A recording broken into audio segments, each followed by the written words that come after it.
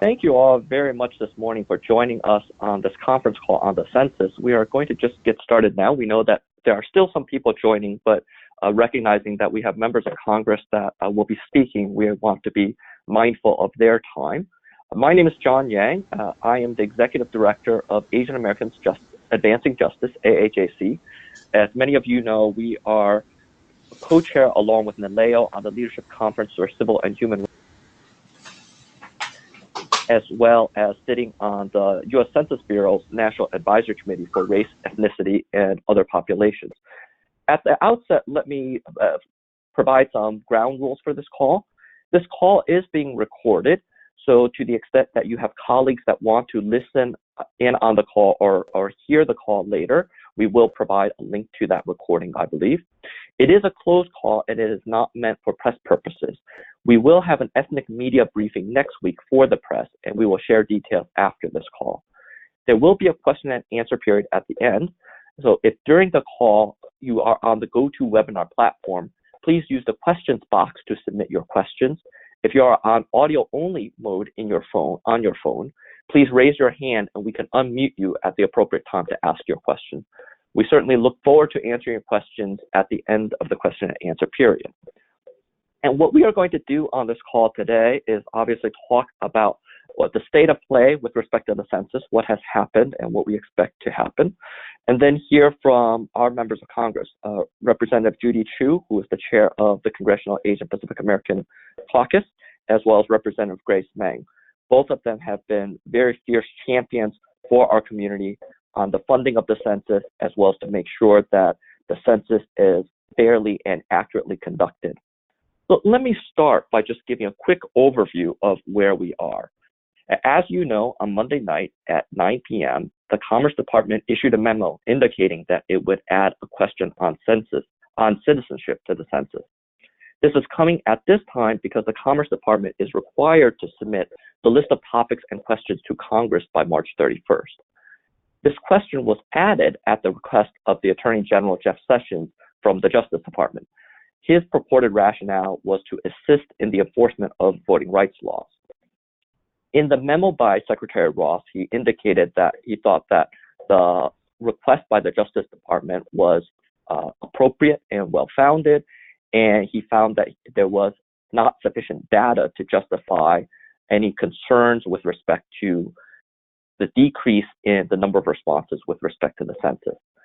So before I go further, I thought it would be useful for us to hear from our members of Congress, get their reactions to this latest news, get their sense of what might happen next, and get their sense of what would be useful from us as the community. And then we could talk a little bit further after they speak about sort of what we see in the field, so to speak. So with that, let me introduce Congresswoman Judy Chu, who is the chair of CAPAC, and certainly a person that has been a wonderful representative, not just for California, but our entire Asian Pacific American community. Representative Chu. Thank you so much, John, and thank you, Asian Americans Advancing Justice, for hosting today's important community call to bring attention to the Trump administration's reckless decision to politicize the 2020 census by adding an untested and damaging citizenship question to the census. As chair of the Congressional Asian Pacific American Caucus and a former member of the U.S. Census Advisory Committee on Asian and Pacific Islander populations, I was outraged when I heard about this inclusion of the citizenship question. When I was on the advisory committee, I remember spending years on actions devised to battle the undercount. I know the challenges and difficulties in getting every person to participate in the census. And in fact, the census is mandated by Article 1 of the U.S. Constitution to get an accurate accounting of the number of people in this country, regardless of citizenship status. It is essential for ensuring a fair and accurate representation and a distribution of government resources. In fact, every year, more than $600 billion of federal funding are distributed to state and local communities based on census results.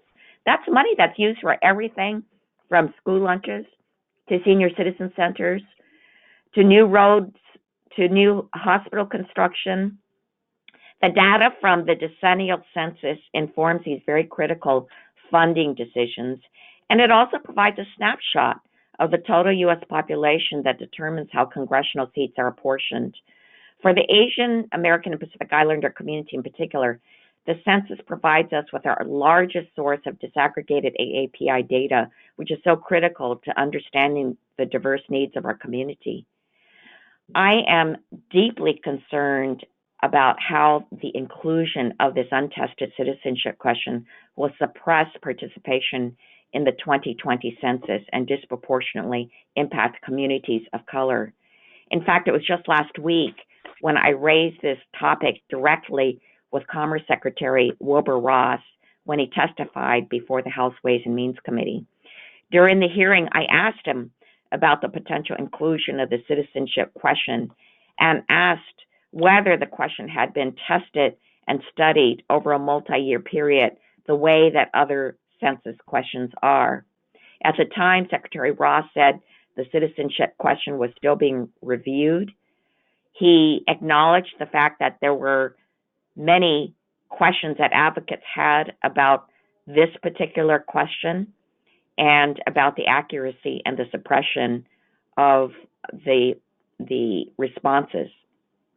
Yet, rather than heed the advice from 6 former Census Bureau directors, from members of Congress and over 160 mayors, from 19 state attorneys general, Secretary Ross chose to prioritize Donald Trump's anti-immigrant agenda by adding a deeply political question on citizenship that is nothing dangerous or irresponsible. This alarming decision will have long-lasting consequences for the AAPI community and our country. By including a question on citizenship, which is not required by the Constitution, by the way, the Trump administration has chosen to exploit the fear of different communities, many of whom are already reluctant to divulge personal information to the federal government. The census is not about who should be in the country. It's about understanding who is in the country currently. And it should not be treated as just another weapon in Donald Trump's anti-immigrant arsenal. It's too important for our schools, roads, hospitals, communities that we have an accurate reporting. And it's too important for our AAPI community who relies on accurate census data to better understand and address the unique needs of our diverse population. Now, KPAC members have already weighed in on this decision through our statements and op-eds. And in Congress, we would do everything we can to rescind this question and preserve the integrity of the census. We are also encouraged by the legal challenges that have been filed by California Attorney General Javier Becerra and New York Attorney General Eric Schneiderman. We will be monitoring these lawsuits closely. It is imperative that this problematic question is struck from the census before it can distort our representative government into one that ignores immigrants and communities of color. And we look forward to working with the AAPI community to ensure that this harmful question is removed. Thank you all very much. Great. Thank you very, very much, Congresswoman Chu, and we very much appreciate your efforts, including you're absolutely right. You during questioning of Secretary Ross, asking specifically about this question. Next, let's hear from Congresswoman Grace Meng of New York, who also has been very much a champion of our issues. Specifically, she sits on the House Committee for Commerce, Judiciary, and Science, which is responsible, among other things, for the appropriations related to the Census Bureau. Congresswoman Meng. Hi, everyone. Can you hear me? Yes, we can. Hello? Okay, great. Yes. I wasn't sure if I did the calling incorrectly, but anyway, I want to also echo my gratitude towards AAJC for putting this together. It is always good to be with on this call with our chairwoman, Congresswoman Judy Chu. Like many of you, it's been a tough week. I'm deeply troubled over this plan to add this question on the census. It is indeed terrible and reckless, and we all know that it will likely decrease response rates in our communities And many people who are already terrified of being deported or persecuted under this administration will simply choose to not participate in the census. This will most likely result in an inaccurate and incomplete count that will have at least a decade's worth of consequences. This will affect not just the immigrant community, but everyone. It will have a devastating impact on the billions in federal aid that is distributed to communities, will affect the number of congressional districts that each state receives. And in New York State, which is proudly home to many immigrant populations, will be particularly hard hit with resources not getting to areas that need them the most. You probably know that questions that are added at this late stage of preparing for the census are not, they don't happen. Questions are usually added way ahead of time, years in advance. Data is collected and analyzed in order to secure the most precise count, but to include new questions at this late stage will not allow for appropriate testing. Like John mentioned, I am on the Appropriations Subcommittee, CJS, that funds the U.S. Census Bureau. Last week, Secretary Ross also testified before our subcommittee, and I expressed my concerns to him about adding a question, and I've also written letters as well. But obviously, he refused to listen. I just wanted to be on this call also to thank all of you for standing in solidarity with our communities on this really important issue. I think the fight ahead is long, but it's important that we remain united. We are trying on our committee to explore all available avenues towards stopping the inclusion of this question. The 2010 census cost almost $13 billion.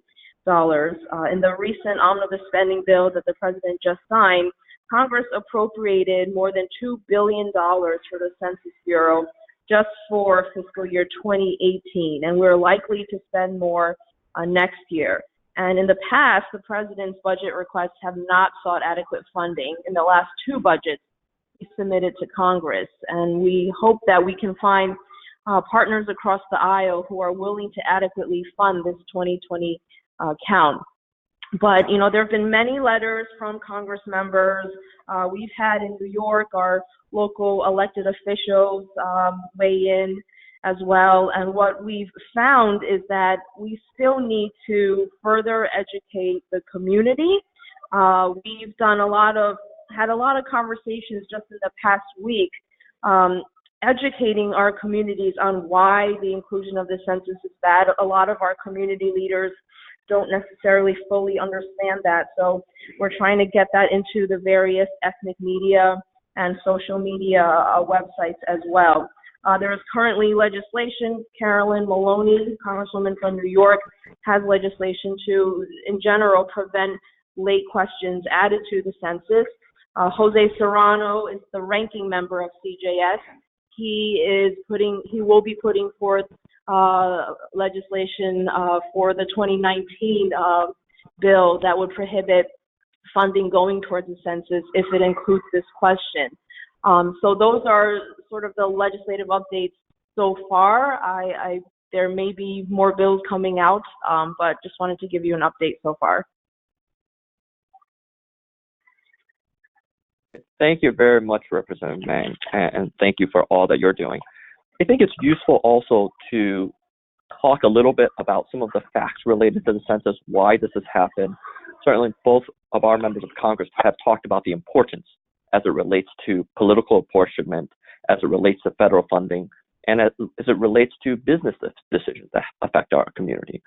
And with respect to political apportionment, that's very easy. And that what I mean by that is the census data is used to determine how many seats belong to each state, and then each state in their redistricting process will use the census data to determine how those district lines are drawn. And so if there's inaccurate data, then our community will not be fully represented. With federal funding, Congresswoman Chu already explained, so many federal funding decisions, over $600 billion in federal funding is allocated based on census data. And again, if our community is not counted correctly, then we will not get the appropriate portion of that funding. And then lastly, with respect to business investments, businesses use the census data literally to determine where they open their next grocery store, where they open their next department store, or where they put their next bank branch. And then they also use that data to determine how they stock their shelves with inventory and what type of staff they should hire in these various communities. And without proper data, again, we fear that our community will not be properly represented. The other things to consider, you're obviously seeing a lot in the news about the census, and there is some misinformation that is out there right now. First piece that everyone should remember is that this is the first time since 1950 that the citizenship question has been asked of all households. We know that the White House press secretary said recently that this has been a question that has been consistently asked. That's just simply not true. Now, it is true that the American Community Survey does ask about citizenship, but that is a much larger survey that has been tested and only goes to 5% of households.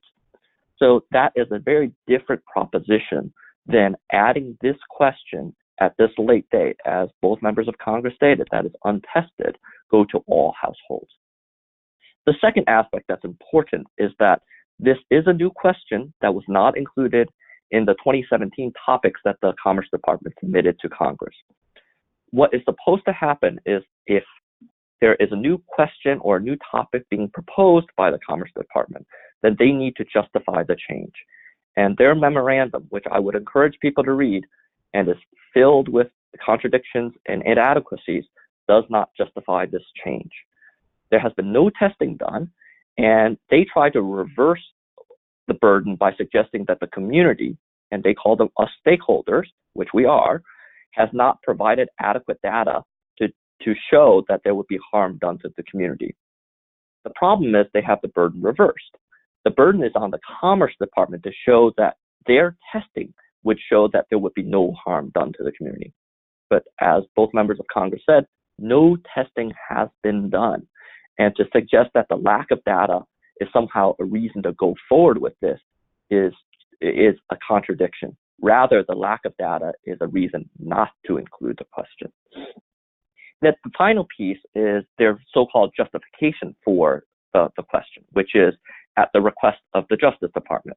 Now, it is worth noting that a fundraiser letter went out by the Trump-Pence campaign committee 1 week before the Commerce Department announced the inclusion of this question.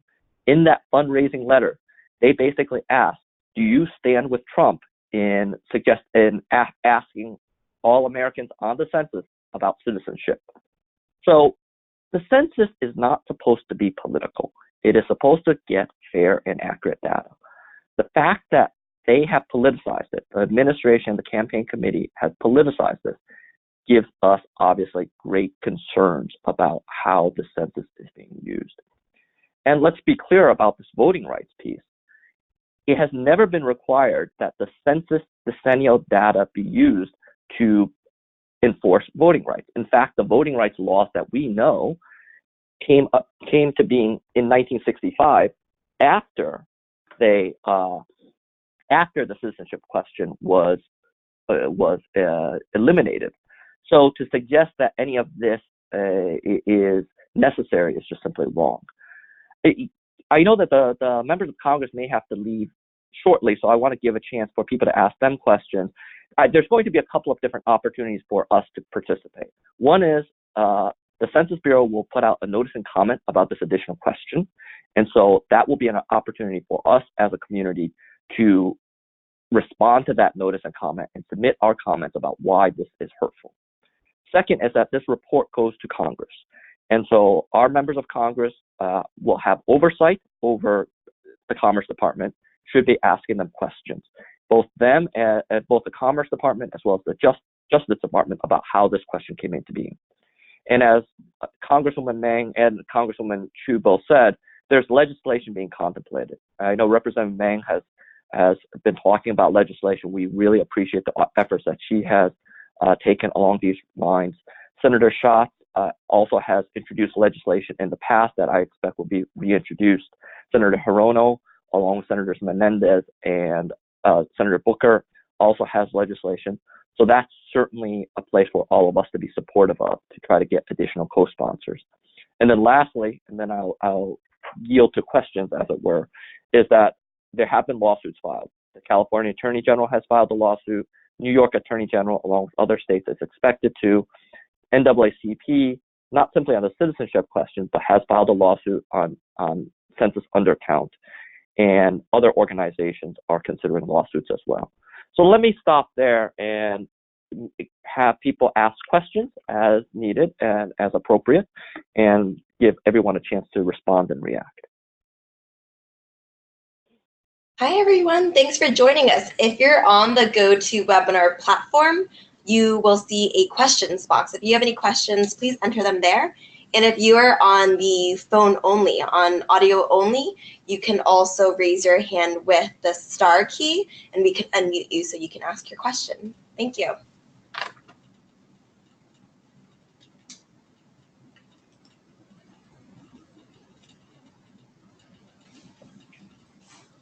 And while we wait, John, for people to get their questions ready and queued up, could you get a little bit into how the folks on the phone could help out, weigh in, and help address this situation? Absolutely. Thank you. And there's a few different ways. So number one is, as I said, the Census Bureau will be, over the next few weeks or maybe the next couple of months, issuing what's called a notice and comment. They need to issue a notice of comment on what the questions will be in the census. And that would be an opportunity for the community. All community members could weigh in and submit comments about those questions being proposed. So that is certainly one opportunity to do it. Second opportunity is to make your voices be heard, both to your members of Congress, including and definitely Republicans, to do two things. One is to have them exercise their oversight over the Commerce Department and the Justice Department. As the members of Congress should be asking tough questions of these two departments as to why this question is being proposed now without testing, and whether this question is appropriate at this late stage and in the current environment that we have. And the third easy piece, well, I would say easy piece, is to have our community voice our support of our members of Congress, but voice our support of legislation that would be designed to protect the census and protect the census against any untested questions, such as the citizenship question. Now, I'll be very honest and realistic about this. It will be a long-term fight. This is not going to happen overnight. We all know the current political environment and the political dynamics in D.C. But at the same time, this is a fight that all of us must undertake because we know the threat that this poses to the community. So let me stop there and see if there are questions. Our next question is from Anna. Can people simply avoid filling out the citizenship question? What questions are you required to complete? So, John, this is Terry Alminis, Director of Census and Voting Programs here at Asian Americans Advancing Justice, AAJC. Let me kick off the answer to that, and John, please do add any additional thoughts you have. The census is mandatory. Everyone needs to, by law, complete all the questions. That being said, there are times when questions may not have responses while everyone should be responding to each question. The Census Bureau does have procedures in place to try to determine information for missing data points per form. So we certainly do not believe that people should be advocating for people not to fill out their forms. There are concerns about, particularly this administration, potentially going after groups, for example, who may try to create a public campaign to not answer questions as interfering with the completion of the census. So we do want to be very careful about how we talk about this, but do know that there is, that it is mandatory, but that there are also processes in place if for some reason questions go unanswered. John, did you have other thoughts? Sure, I think that's correct. By law, we are all required to fill out the census. I also think that there is a danger, and all of us need to think this through. There's a danger if there are questions that are unanswered in terms of how our community is represented and how this data gets used by the various agencies, especially in this environment.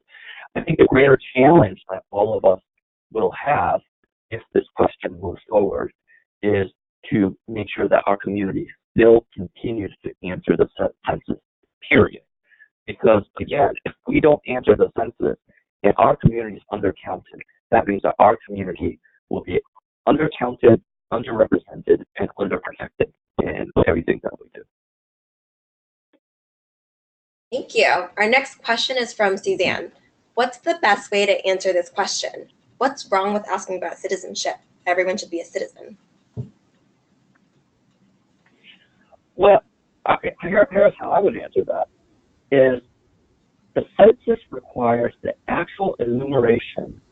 The census requires the actual enumeration of all persons. That is what is required by the Constitution.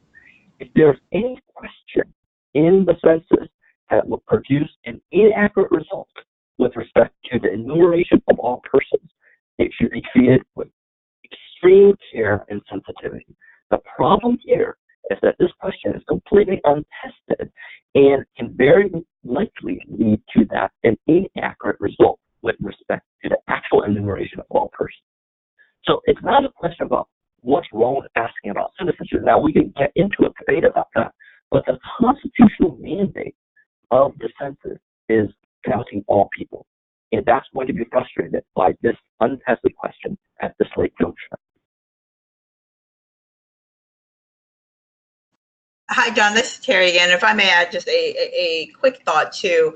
I think in this case, part of the issue, or maybe what we really should be focusing on, is what all three speakers have talked about, the fact that this is something that is untested. It goes against all scientific principles.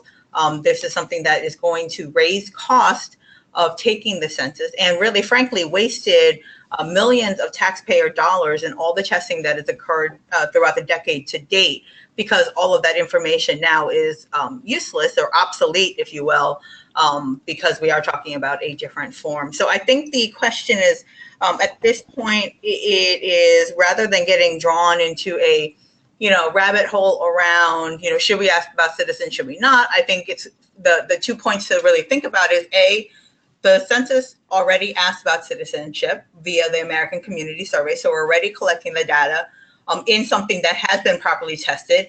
And B, this is not the time to be adding or thinking about adding untested new questions and topics to the census, with us being 2 years out from Census Day. Thank you. Thanks. And the next question we have is from Winnie. How soon will we know about the public comment session to be opened? That's unclear right now, and as soon as we hear, we will get the word out to everyone. But we expect that probably was still at least a few weeks off. And then just to let people know, what will happen is once that notice for public comment goes out, there will be either a 30-day period or a 60-day period to provide comments. Thank you. And our next question is from Lee. What is the testing process for a question? The testing process is actually quite thorough, typically, for any question. Now, remember, the decennial census, currently, I believe, not including this question, the citizenship question, is, I think, 9 questions. And they spend years. I mean, it's a decade-long process. They spend years, both with focus groups as well as surveys, to test each of these questions and also test the manner in this format it is presented, literally the form that you see. And what part of their consideration is to what extent certain formats or certain questions might generate inaccurate responses or cause people to not respond.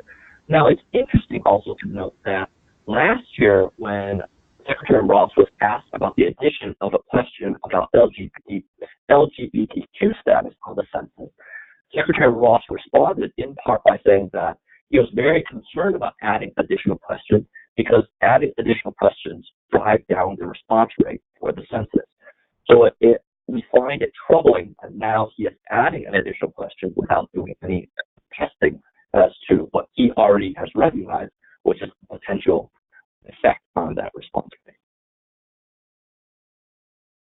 And if I might, once again, this is Terry, just wanted to give an example. So as many of you know, the Census Bureau have been looking at potentially changing the way they ask the race and ethnicity question. And the reason I raise this is because testing for that began actually in the 2010 census with their alternative questionnaire experiment. They did some more testing up until 2015 for their national content test, when they rolled out a significant test to look at race and ethnicity.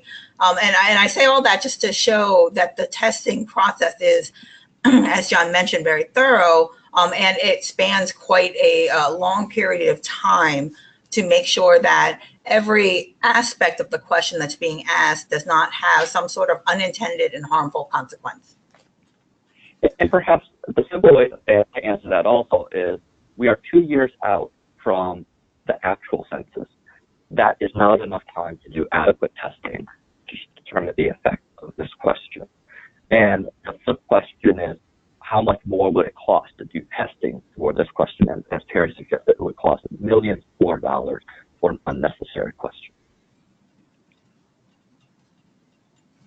Thank you. The next question is from Chelsea. If someone answers honestly that they are not a citizen, can that information legally be used against them in any way?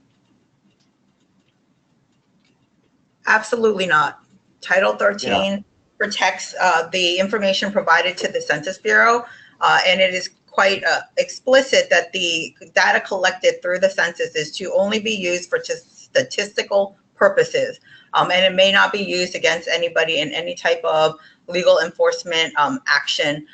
Just want to flag that Title 13 has very strong protections in place.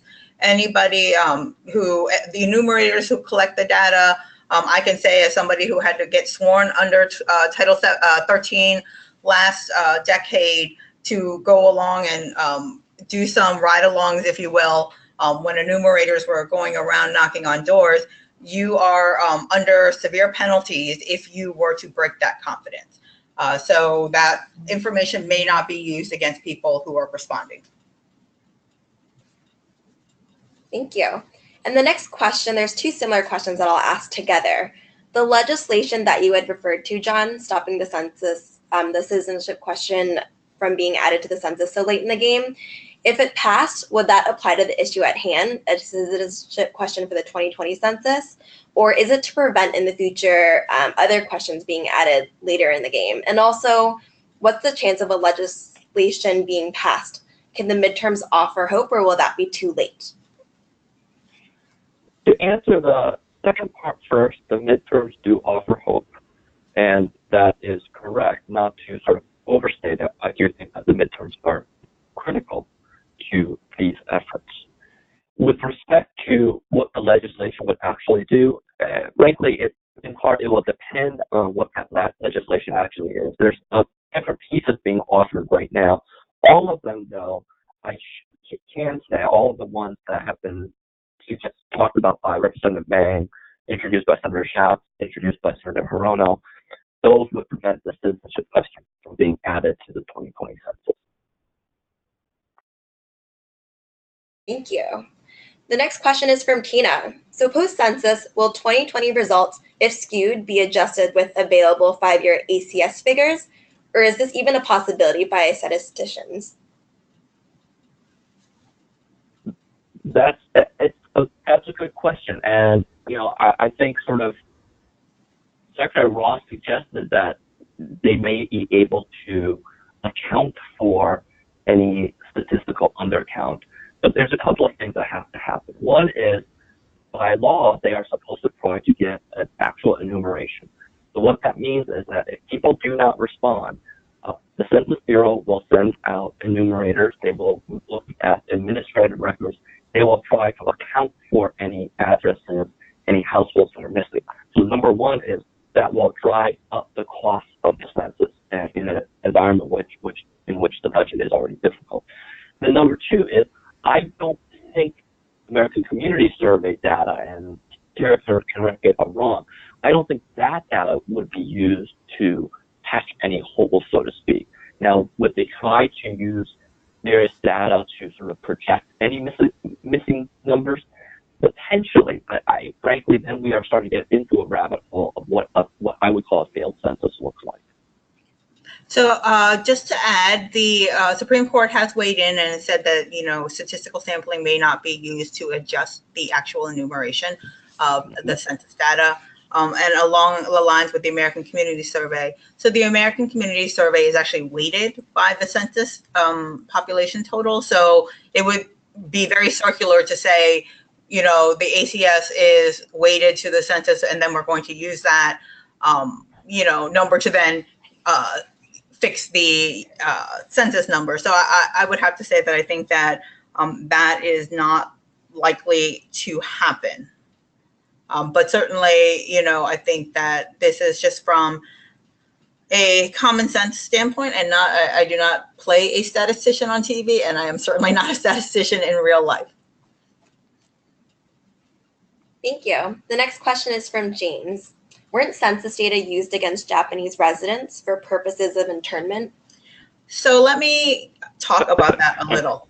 It was, and the Census Bureau had publicly apologized for their role in the atrocities that we know occurred during World War II against the Japanese American community here in the United States. That being said, we do have to realize that the protections in place were not as strong as they are today.